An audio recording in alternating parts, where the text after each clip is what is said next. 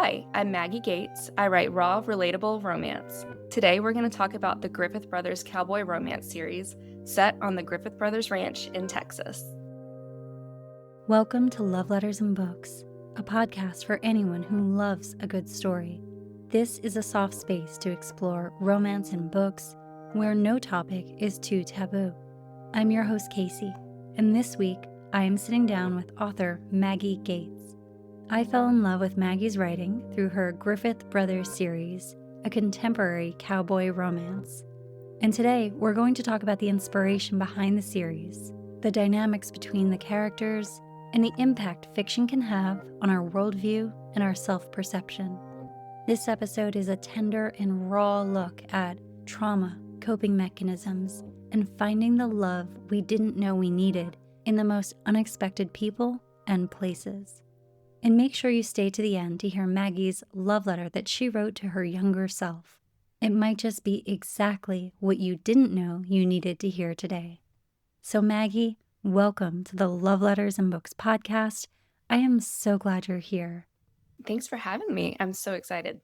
I love to just jump right in and share how I sort of found the authors that I'm loving and I'm reading. And I picked up your book, Downpour. So I realized right from the start, I did not pick the book up in the correct reading order, but I picked up that book. There was something about it that was calling to me. And it just brought me into your world and to the Griffith Brothers universe. So, for anyone who's listening, can you just give us a brief overview of that series? So, the Griffith Brothers is a 3-book cowboy romance series set on the Griffith Brothers Ranch in Texas.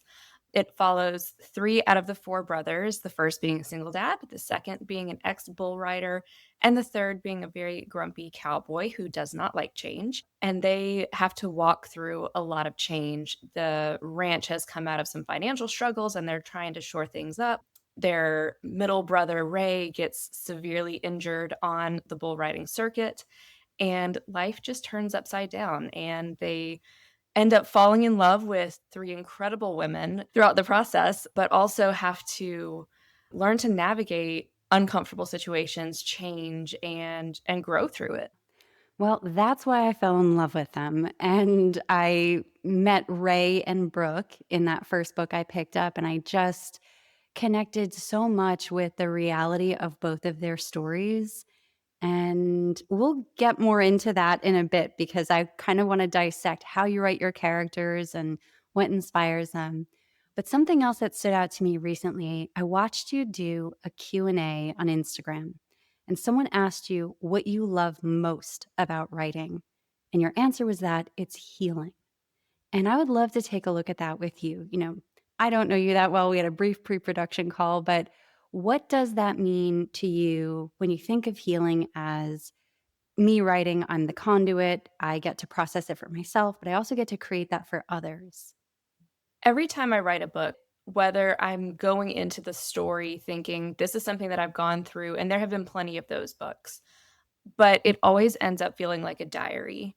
And in the first draft, it's always a purge of sorts where I'm just getting out all these thoughts and feelings, and it usually ends up tying into something that I'm going through in the moment or something that I've gone through. And I felt this way a couple weeks ago. The book that I'm currently working on, I started writing and then I kind of paused in the middle. I was like, "Oh, I'm ranting right now. This actually has nothing to do with the story. This is gonna have to get cut in editing." But it was just the situation kind of fit something that I was dealing with, Mm. and I needed to get that out. And doing it through fiction is such a safe way to experience those feelings. You can use these characters like chess pieces, and you can move them around and you can see all the different outcomes, and you can explore all the different feelings and emotions in a really safe way. Sometimes in life, there is no happily ever after. And I think that's a harsh reality. But the beauty of writing and getting out emotions in that way and healing and dealing with feelings, because a lot of times as I'm writing these characters, I'm going, oh, I'm the bad guy in this situation. I'm actually the problem. And that's a really uncomfortable feeling to confront.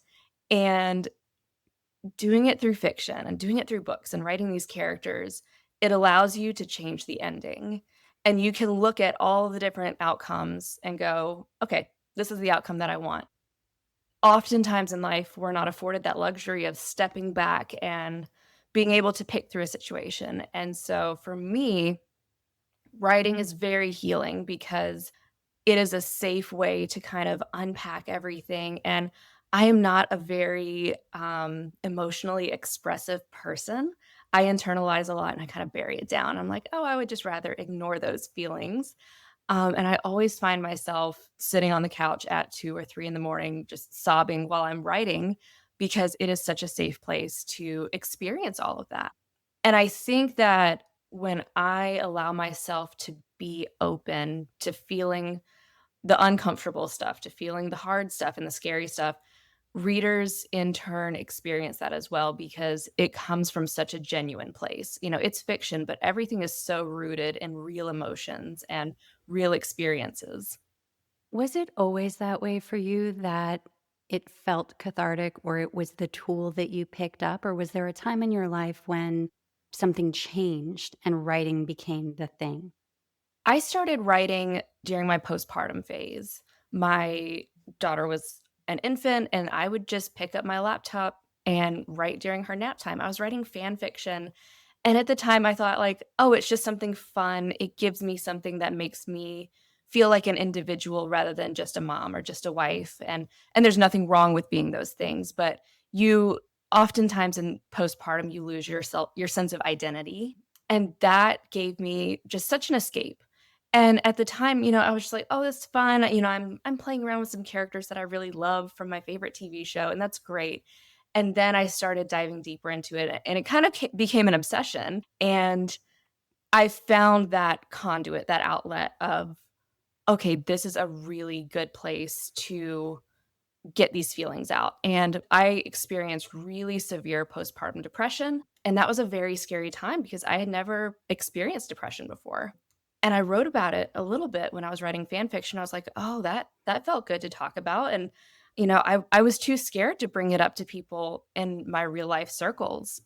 And then eventually I wrote a book called What Saves Us, where it kind of confronts that head on. And through the writing process, I was 5 or 6 years removed at that point. And it caused me and my husband to have a lot of really honest conversations about what that period of time was like.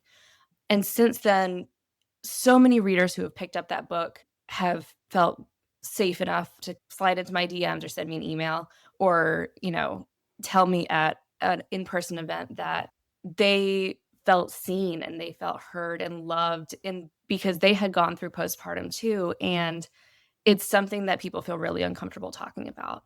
And being able to give people that comfort and visibility the way that I found it was and probably still is, like, one of the highlights of my writing career. And I remember when that book came out, I told my husband, "If this is the biggest I ever get, if this is the book that does the best, I'm happy. Like, I've done it, and I'm okay with that." And thankfully, like, we've kept on going, and I've grown and, sold more books, and that's fantastic, but I still go back to that moment of going, "If this is what I'm known for, if this is my legacy of making people feel seen and heard and loved, I've done it and I'm happy." Oh, that's so beautiful. And I appreciate how generous you were in your answer, because I feel like you really went deep. And I'm just reflecting on that and what it's like when we hear about our hidden experiences and it's put out there and it finally feels a little normalized. And it's not that therapeutic dynamic, right? Where we pay someone, they sit, they listen, they go in. I have a therapeutic background, so I'm not trashing it by any means, but it is very different. And I remember I used to run a support group for breast cancer. And one of the things that we would do is we would open the group by reading a piece of fiction. And everyone kind of at first was like, why are we doing that? And I was like, because all of our emotions are just right under there. We've got big emotions, but how powerful is it when we can kind of step into another, like an adjacent lane and drop into that space, almost like you were saying, and we can kind of touch on those emotions, process them, but the stakes are a lot lower and we get to put ourselves in that spot and almost play chess with who we're talking about. And it's interesting how fiction does that. And I've had a lot of conversations on this podcast in my own life recently just about how healing it can be and the importance of having stories modeled for us that might not be in our little ecosystem that we exist in every day. And so just the fact that you're talking about postpartum in one of your books and how overlooked that is in the world, or it's seen as a start, stop, everything's fine, you're back to what you were. There's a lot of misconceptions about it. So I think it's really important when we share those stories. It's healthy and helpful and empowering. So I love that you're writing about such real topics in your books. And I say that and I realize it's fiction and I know that there's some fantastical parts of it, but I think that's what drew me specifically to this series because I was reading about characters who are a little bit older, who've had a little bit of life under their belt, for whom things have not gone completely easily or well. And they're at those crossroads, whether internally or externally. And it just really pulled me in because I feel like there was this element of tenderness in the world you dropped us into where they could exist in those spaces. There could be conflict, there could be challenges, and they had a community around them, whether or not they felt like they could tap into it. So let's dive into that and talk a little bit about your choices with some of these characters. So, right off the bat, we have Duststorm and we meet Christian and Cassandra, and they could not be more polar opposite, right? I love them so much. But tell us about some of your choices in writing those characters. Christian and Cassandra are, I don't want to say they're my most controversial couple because they're not, but people have a lot of very strong feelings about them, and that's okay. I love that. With Christian Cassandra, I really wanted to explore the idea of what if she's not maternal? What if she's not this picture perfect mother figure or this missing puzzle piece that we often see with the single dad trope? And and to be clear, this isn't an apples and oranges situation where I'm like, "I love apples," and everyone's like, "So you hate oranges?" I love the book where the leading lady shows up and it's just perfect, and she's that perfect missing piece that everyone has needed. I gobble them up every single time. But with this one, I'm not a overly fuzzy person. I'm a mom, but I'm a lot more like Cassandra where I'm gonna kind of level with you and level with my daughter as an adult, even though she's 8, and that works for us, and I love the relationship that I have with her, and my husband is very much I will get on the floor and play pretend, and, we're gonna do a puppet show, and that works for us, and so we very much have a very Christian and Cassandra dynamic, and I fully recognize that not everybody is like that, and that's okay, but I wanted to explore on the page what it looks like when she's not perfect, when she doesn't really want kids. And there are so many women out there who invest in the next generation and they're not mothers, they're not aunts, but they, in their own way, are stellar examples of strong and confident women. And just by being in their orbit, people around them and the younger generation can kind of look at that and go, oh, wow, I want to be like her. And so I don't think that you have to be a mom to have that sort of impact that mothers have. And I think that's what I love most about Cassandra is she doesn't change who she is or what she wants, but just by being herself. Christian's 2 daughters who are in very formative preteen ages get to see an example of a woman who is tenacious and confident, and they get a little bit of that confidence too, and I don't know what their future looks like. I don't write second generation, but I think that as adults, they would have taken a lot of that power that they simply learned by watching her and by seeing somebody who is direct and honest and confident, and I think there's a little bit of a misconception about her that she's rude or mean, and I think sometimes that's just a little bit of the pitfalls of, reading where you're kind of inserting a tone, and that might not be the same tone that I was writing with, but I don't think Cassandra's mean or rude. I just think that she's direct, and she doesn't sugarcoat things, and I think sometimes that's super healthy for kids because they're not being treated with kid gloves, especially as they're growing up into those teenage years. And I love the dynamic that she has with the kids. I love the dynamic that she has with Christian.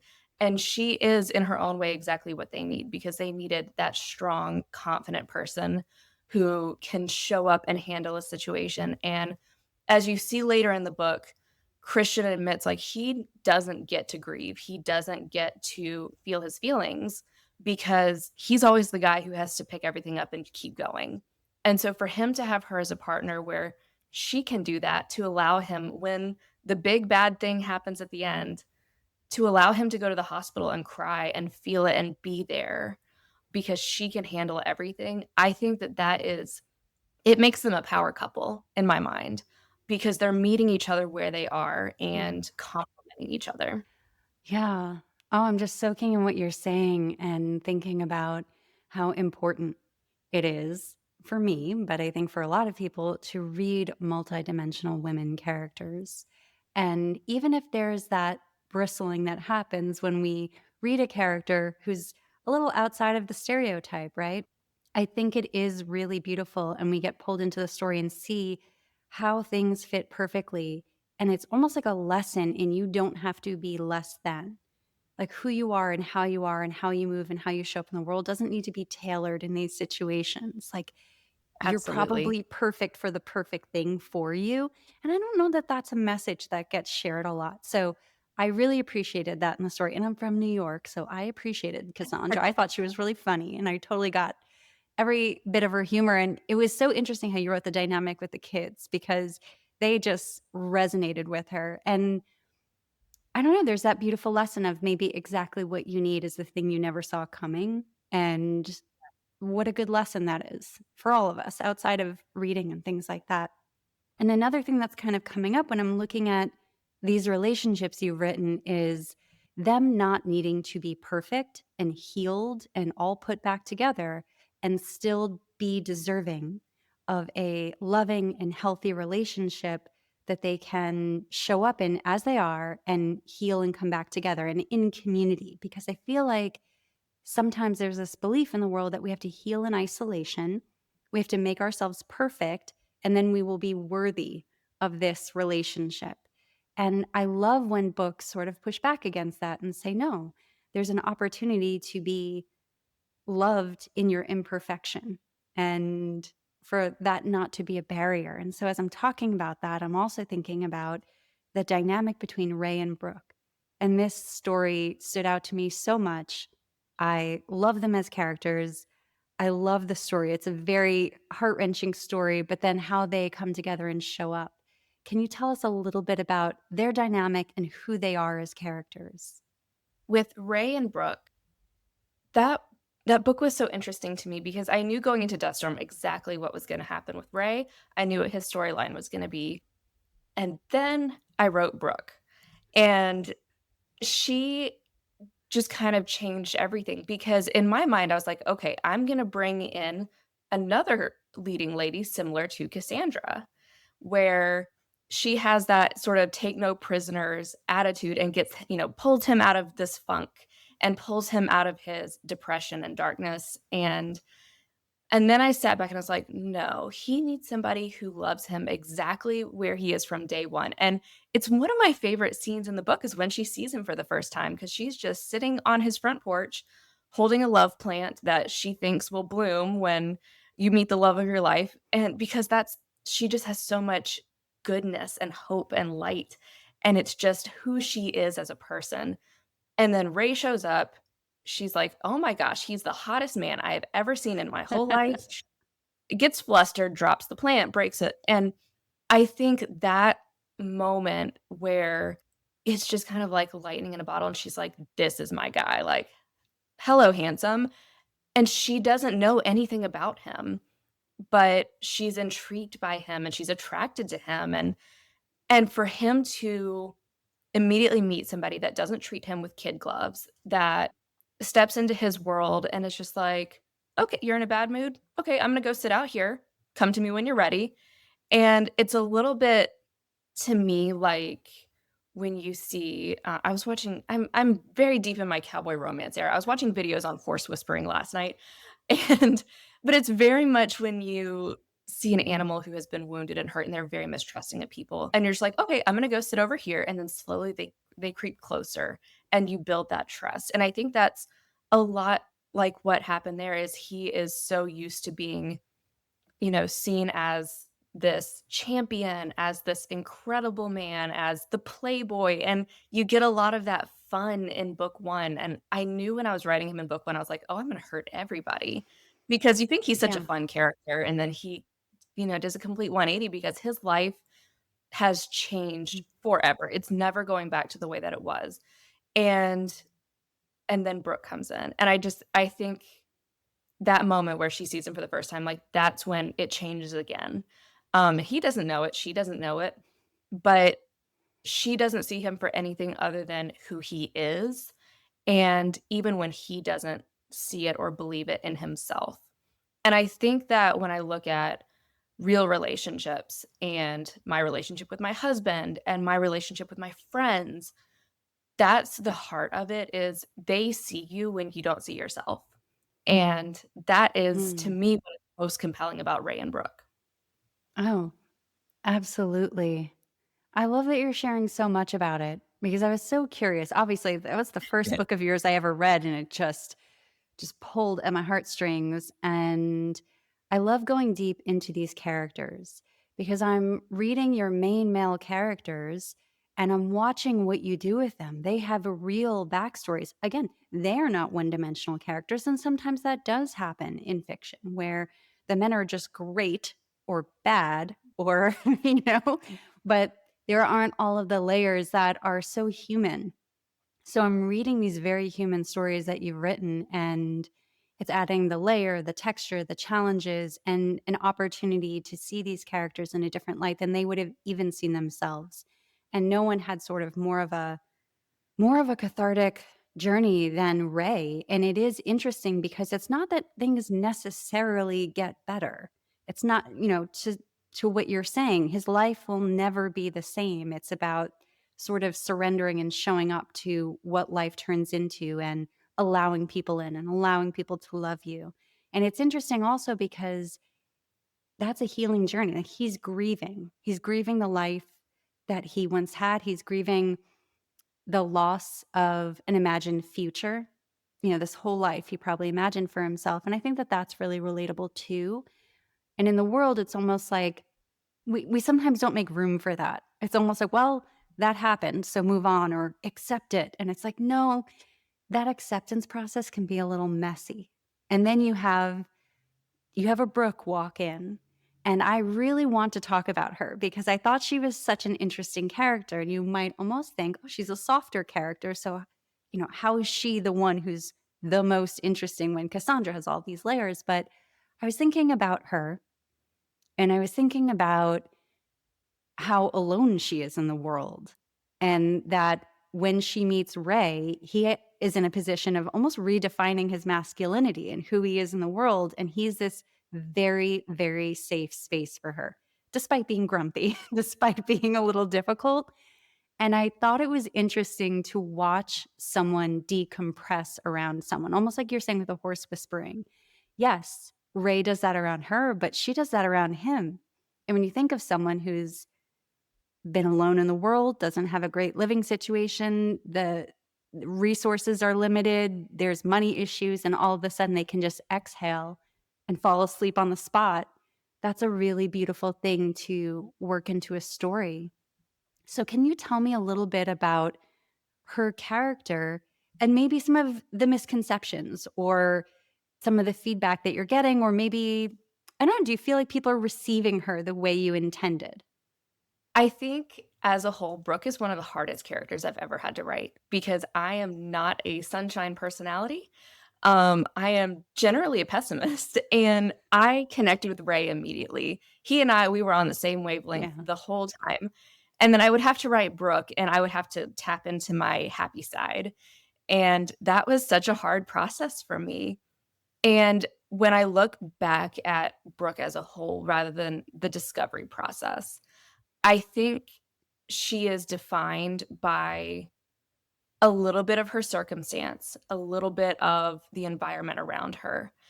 And when like you said, when she gets around Ray, she's able to exhale, she is able to kind of center herself, where I think a lot of her optimism comes from this survival instinct of, "If I believe it's gonna be okay, it's gonna be okay, and we're gonna make it to tomorrow." And when she gets around Ray, I think that she is able to kind of let that guard down and rest and, figure it out in a way that she hasn't been able to figure it out before. Because I think so often when you're in those situations, you're just going, "Okay, I just gotta make it to the next thing. That's all I'm worried about." You're not worried about 2 hours from now, you're worried about the next 5 minutes. And she compartmentalizes. She just needs to make it to the next job, to the next check that she has to write.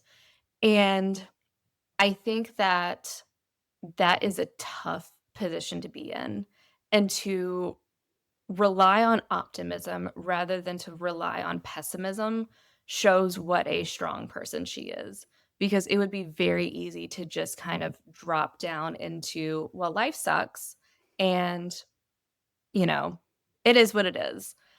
But she has that moment with Ray where she goes, "Yeah, sometimes life sucks and there is no bright side." And he looks at her and he's like, "Who body snatched you? Like, where did that come from?" And she's like, "But it's the truth, like, sometimes life sucks, but just because it's bad doesn't negate the good. They can both exist in tandem." And that was something that I loved exploring through a lot of their story, is how bad and good exist in tandem. His life changed completely. That's a bad thing, and I think we can all admit that, and I think, like you said, sometimes when your life changes, you feel this pressure to immediately accept it and to immediately say, "Okay, well, this is where it is now, and I'm gonna be happy about that, and I'm gonna be inspirational," and sometimes life just sucks. And to be able to admit that, that's cathartic, that's healing, to just be like, "Yep, I don't like this. This is not fun. I wanna go back, to before that bull ride when I could walk, when I could care for myself, when I didn't have to live with my family, when it didn't change how people perceived me." And for Brooke, she lost her parents in a really tragic way. She had to live with grandma. Grandma passes away. She has to live with these really awful roommates and make ends meet, and to recognize, like, "Yep, this sucks. I don't like it, but there are still good things out there." And I think that for her, her biggest superpower is being able to acknowledge both, whereas Ray is only looking at the glass as half empty. And to give him the space to acknowledge, "Yep, it's uncomfortable. I don't like life right now, but there are still these little pockets of happiness and pockets of joy." And as you go on, those pockets are gonna grow, and the things that suck are gonna suck a little bit less. And I think that having that balance in her mind, and that she just carries around all the time, makes her one of the strongest women of the series. And maybe even more so than Cassandra, because Cassandra is very much she's a realist, and she's going, "There is this much water in the glass." And Brooke is like, "Yeah, but we could go over here and we could fill it up a little bit more." And I think that that is such a beautiful thing, and I think that when you are around those people, I have a very good friend who's very much like Brooke. They fill you up, and they are that constant, little reminder in the back of your mind going, "Yeah, but there's a little bit of happiness here, so seize it while you can." And slowly as you see them come together, he is her peace and she is his light. And I think that that just is such a beautiful dynamic. A lot of times, we kind of boil things down to grumpy sunshine because it's a really, marketable catchphrase. But I think that when you really dive deep into what that means, it is two people who complement each other and meet each other where they are and kind of balance the scales. And that to me makes a very powerful couple and a very calming and peaceful and fulfilled dynamic. Oh, yeah, definitely. And then I'm also thinking about this really beautiful thing you did in that book where these couples are not existing in a silo. They're existing in an energetic ecosystem. They live on a ranch, they're all around each other, but also the dynamic between Cassandra and Brooke. because those two end up working together, being in close proximity. And I just think it's really beautiful when we show those relationships and the importance of it. It's not just that Brooke was missing a partner and needed that big personality to come in. It's also she needed to be around really strong women, and those strong women needed to be around her. Like it's a back and forth energetically. And I love that they end up paired together as well. I love writing scenes with those 2 together. It's a little scary, and Brooke is like, "I'm kind of terrified, but I also might love her." Yes. I don't know. And they're so much fun. Yeah, they are. They're wonderful. So let's talk about Fireline because I dove into this book recently. I'm like halfway in. Tell us about the dynamic between these two because this closes out the series and they're, I don't want to say explosive, but they have a big story as well. So let's talk about CJ and Lenon. CJ and Lenon were such a surprise to me.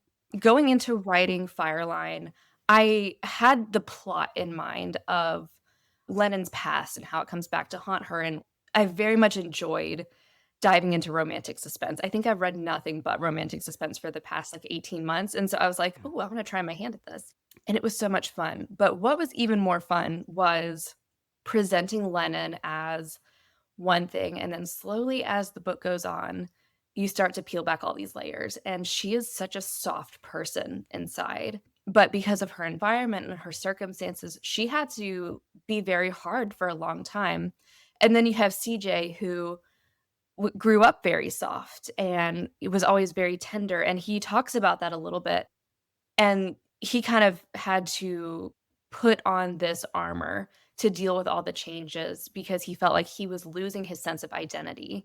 And so on one hand, you have CJ who's dealing with all of these really massive changes. The land that he loves with his whole heart is unidentifiable from what it was, and he lost a large part of where he felt safe. And then you have Lennon who is just trying to start over and she's looking for that safety. And I think one of the biggest themes of Fireline, and it's right in the title, is what is your fireline? What is the thing that you have to cut away and give up to stop whatever pattern is happening around you?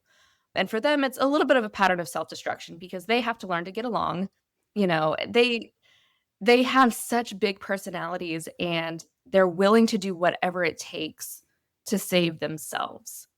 And when they are confronted by Christian and Cassandra, they have to figure out what it is that they're willing to give up to sort of stop that toxicity and stop the self-destruction.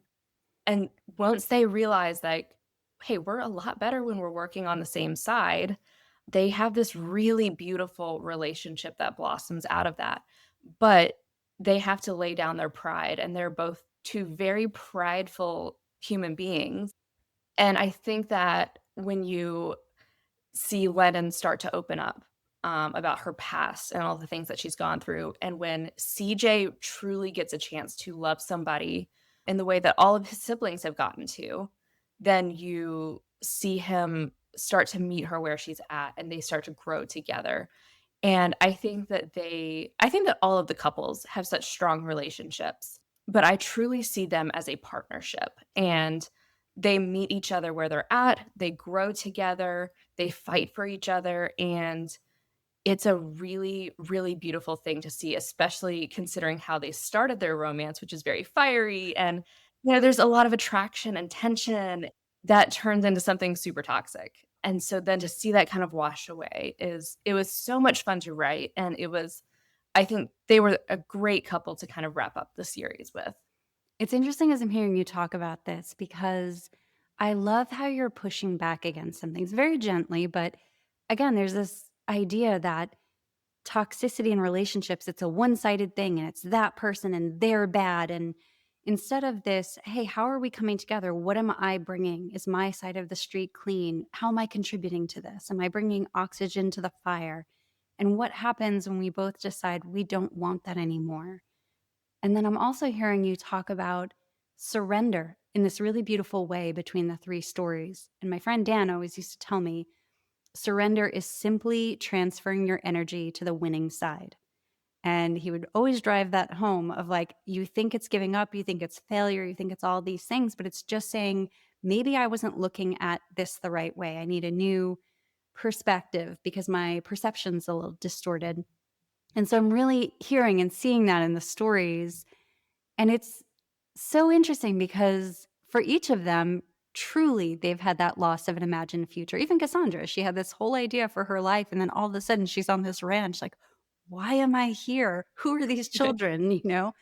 And everyone experienced it in a different way. And I feel like that's part of what makes this series so relatable, yet so easy to get lost in, right? Like I open your books and I cannot put them down because I just want to be in them. So I think that's so beautiful. And then I'm wondering, as I'm sitting here telling you how much I love them and, the positive experience and just how cathartic it is, what is it like when you hit publish on that first book in that series and you have no idea what's ahead of you? Publishing days are always a very uh, uh, it's an interesting beast. Like, I'm a goal setter, and I try to be very intentional about that, but you really never know what's gonna happen. And when Death Storm came out, like, it did well, and I was very pleased and very happy with that. And in the back of my mind, I'm going, "Okay, this." I knew the book was super tropey and, cowboys are all the rage, so people were gonna connect with it. But in the back of my mind, I'm going, "I just threw the second brother off of a bull. Yeah. Are people going to like him? Are people going to, you know, go after the fact that, 'Oh, he's not the playboy you were introduced to, Mhm. and he's about to completely change.'" And then Downpour came out, and the response was tenfold, and people just ate it up, and I was like, "Oh, I think I'm onto something. I think this works." And it was a lot of hesitance. And then that whole writing process between book 1 and book 2 was very interesting because I was going through a lot in my personal life and a little bit professionally, and things were up in the air, and I was dealing with some situations that I had gotten thrown into that I didn't wanna be in, and I was angry about it. And so being able to write Downpour was so cathartic for me because it just gave me an outlet for my anger. And it was really interesting. Somebody has slid into my DMs a couple days ago, actually. And they're like, "Well, I just finished reading book 1, loved it. Dust Storm was great. And I read book 2, and it didn't seem like you. It was just an angry book." And I was like, "I was really angry when I was writing it." I was like, so spot on. And, kind of going back to what we were talking about at Yeah. the episode, it's cathartic, and it's not gonna hit for everybody, that's okay. But a lot of people connected with that because you get to see somebody expressing their feelings and expressing dissatisfaction and discomfort. Um, and then there was a lot of positive traction after book 2 to the point where publishers started reaching out going, "Hey, we're interested in this. Are you interested in us?" I spent the summer looking for an agent. I signed with a fantastic agent. We then or she took it. I'm just along for the ride on this stuff. She took it to a bunch of publishers and found a wonderful home at Berkeley. I think 3 days after Fireline came out, I officially accepted the offer, and we started the deal process, and I was honestly terrified to write Fireline because book 2 had done so well. It was the best release I'd ever had in my whole writing career, and I'm going, "Oh my gosh, there's so much pressure." There's pressure to live up to reader expectations because they love book 2, and now they're like, "Okay, we want the broody cowboy," and I'm like, "I don't know what he's about." Like, I know what she's about. I don't know what CJ's got going on. Yeah. I had a lot of pressure to kind of live up to sales expectations for these publishers who are now looking at the series, and I honestly can't remember what book it's from, but it's from Liz Tomforty's Windy City series, and there's a line in there that I saved on my phone, and it's, "Pressure is a privilege," and I that just resonated with me all summer long because I was like, "Okay, this is a privilege. I can buckle down and deal with this pressure," and since then, like, the pressure has not let up, and it just morphs and it changes. But with each release day, with each publishing day and each release cycle, that pressure changes and it morphs, and I think that that is what helps me grow as a person, and it helps me grow as an author. You learn to deal with conflict, you learn to deal with stress, and there is so much growth that happened for me last year, and I'm very thankful for it, even through the stuff that kinda sucked and was uncomfortable, and I think that that reflects in the stories, because with each book, it was, okay, like, there's a new level of pressure. There's a new level of stress and expectations. Let's channel that into these stories, and I think that you see it reflected in the characters. They're all dealing with expectations, they're all Mhm. dealing with life turning upside down, and that was very much what I was going through at the time. I don't live on a cattle ranch, I'm not married to a cowboy, but it was it mirrored itself, and then when I see the aftermath, I think that's a good word for it, the aftermath of publishing day and seeing all the responses, it just fills me with such a sense of pride Yeah. and fulfillment because you see how much that pressure was worth it, and I think that that is what gets me to the next publishing day. It's a lot like giving birth, in my opinion, where you are in pain, you're like, "I'm never doing this again," and then the next time you're like, "Okay, I'll do it again."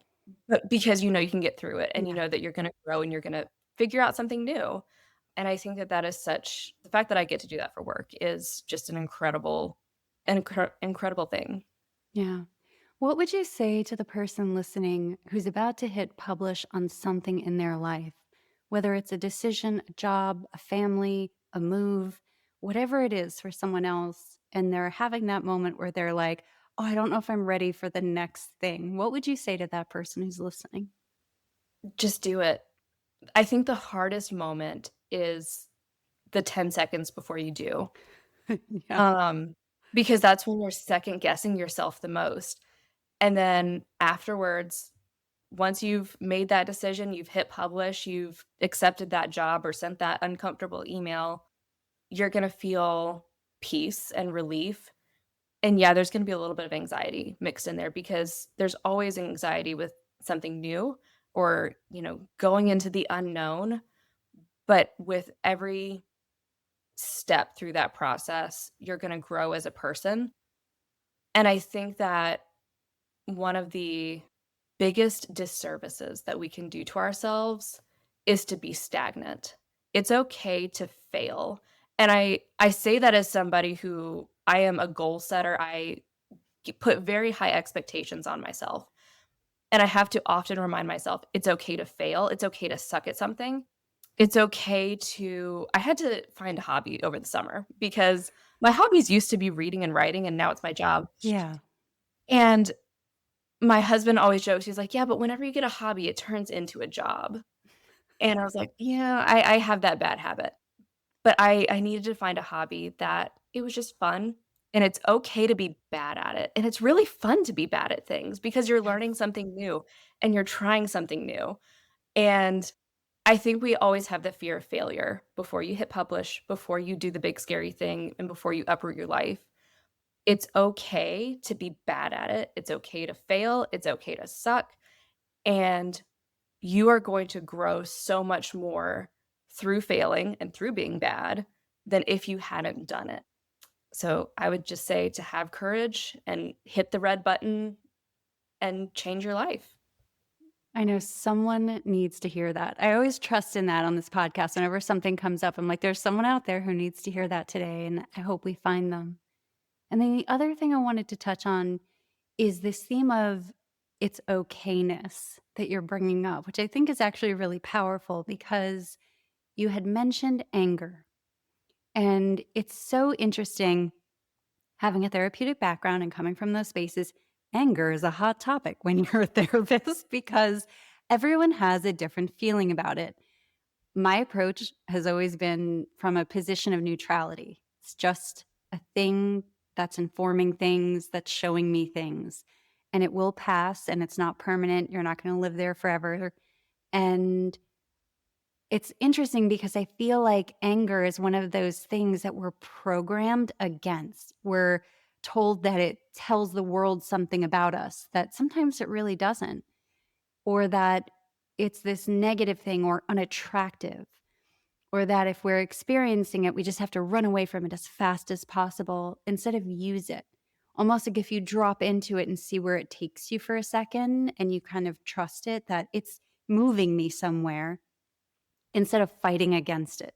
I have found personally when you fight against it, you get stuck there a lot longer. Like if I just try to pretend it's something else, it's just like hanging out in the background waiting for me, you know? So I thought it was really beautiful how you brought up anger almost on your personal journey, but then also Ray's journey of what he's going through. We saw a little bit in Cassandra too. She's like a little annoyed about her situation, right? But it's almost seen as if it's not necessary. Oh, like, oh, you could have gotten here without that. I'm like, I don't know. Sometimes I feel like anger is the passport to this new place that we want to get to.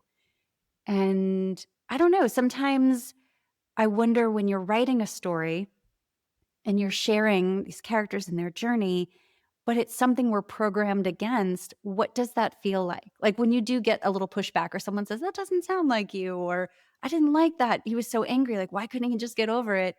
What's it like to almost hold space for someone to kind of meet you where you are in that and saying, yeah, but it's okay. It may not be okay in your life, but I'm giving you a story where it is okay. And this person will not be defined by it forever. I guess I just want to pick your brain about that of like Yeah. trusting your voice and your process, even if someone is pushing back against it. I think that when I look at how I consume books as a reader, I'm a voracious reader. I, look at these books through a lens of my own worldview, of my own lived experiences, my own, feelings and opinions about things. And that will shape the way that I react to certain characters. I've read plenty of books where I'm like, oh, this person is insufferable, or I don't find that attractive. But I also have to kind of check myself and think, but my worldview is not the gold standard. And somebody else is looking at that person going, "Oh my gosh, I'm looking in a mirror, and that's me."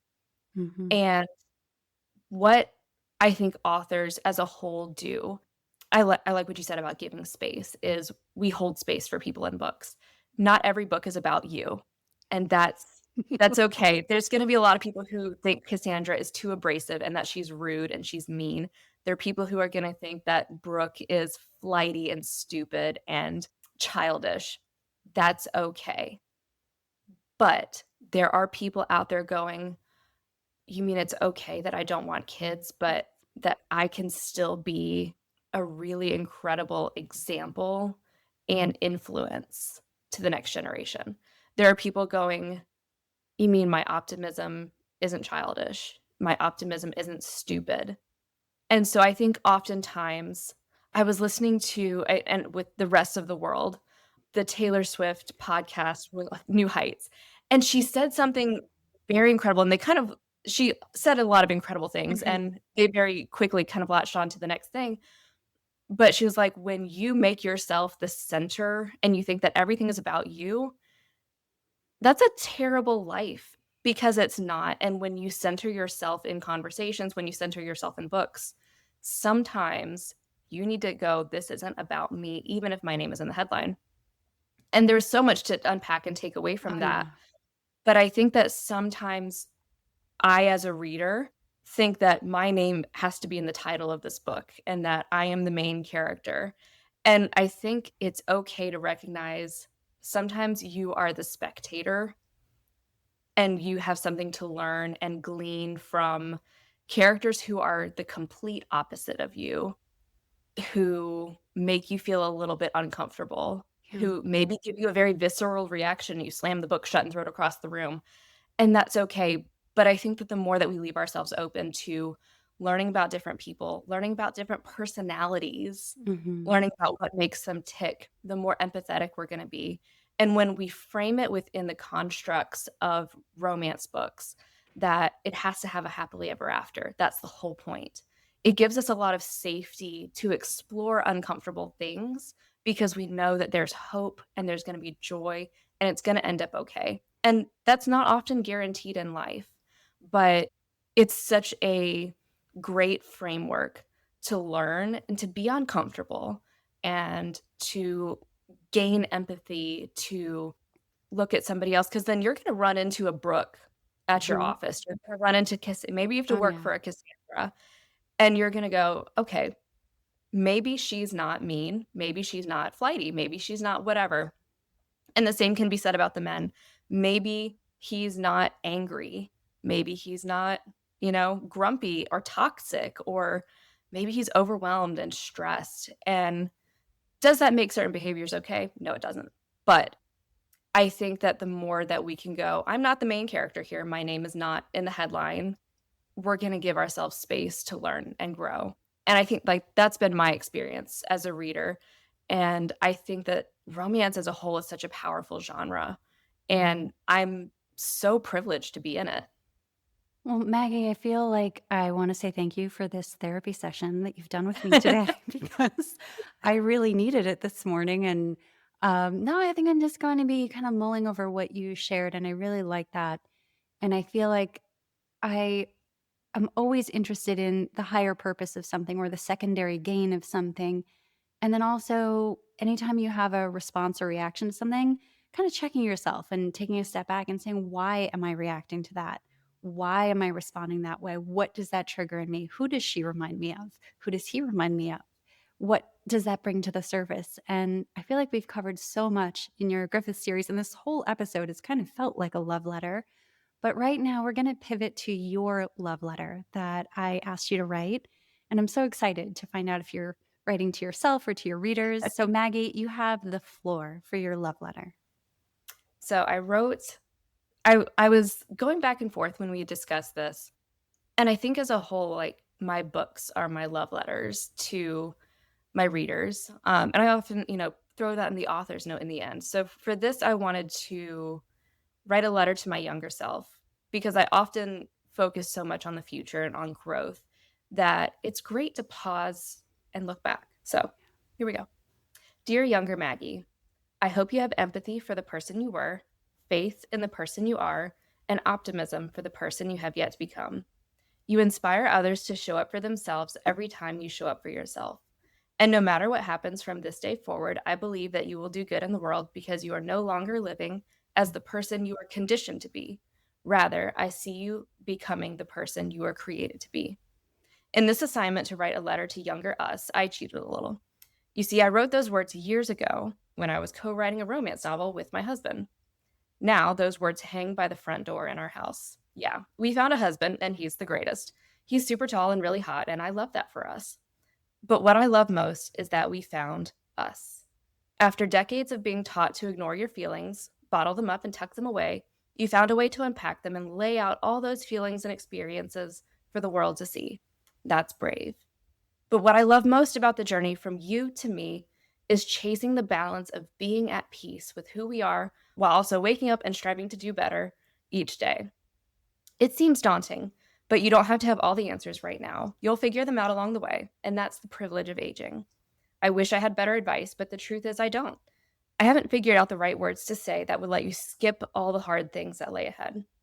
I wish you could, but you can't jump to the end. That would be like reading the epilogue and expecting it to be satisfying without experiencing the journey. You can't skip chapters. You have to be there for every moment, every heartache, every misstep and mistake. And you'll have plenty of them, more than you can count. But that's the point. Stop chasing perfection and start chasing yourself. Perfect people are boring. People who are at peace with themselves are limitless. Oh, Maggie, thank you so much. I needed your love letter today. So I really appreciate you sharing that with us. And I would love to know, how do you like for readers to connect and get in touch with you? Is it website, social media, newsletter, anything that you'd like to mention? I will be sure to put links in the show notes. If you want to reach out directly, the best way are Instagram DMs or email me through my website. Those are the only two places that I check messages. Give me a follow on Instagram and TikTok, or join my Facebook reader group and subscribe to my newsletter. I send out a big Sunday newsletter that is kind of a recap of all the things that are going on. And I send out a midweek lunch break newsletter that has a short excerpt from one of my books or one of my author friends' books. And it's just a kind of fun piece to dive into when you have a few minutes on your phone. Oh, incredible. I'm signing up right now. So, Maggie, thank you so much for spending this time with us. I really appreciated just how generous you were, how much you shared, and getting to know you. So thank you so much for being here.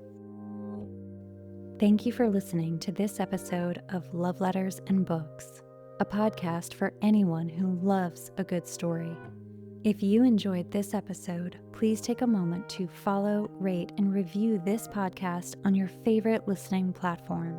You can find me on both Instagram and TikTok at Love Letters and Books. And if you're interested in being a guest on Love Letters and Books, suggesting your favorite author, or just want to write in an original love letter to yourself or someone else to be read on air, please send me an email at lovelettersandmixtapes@gmail.com.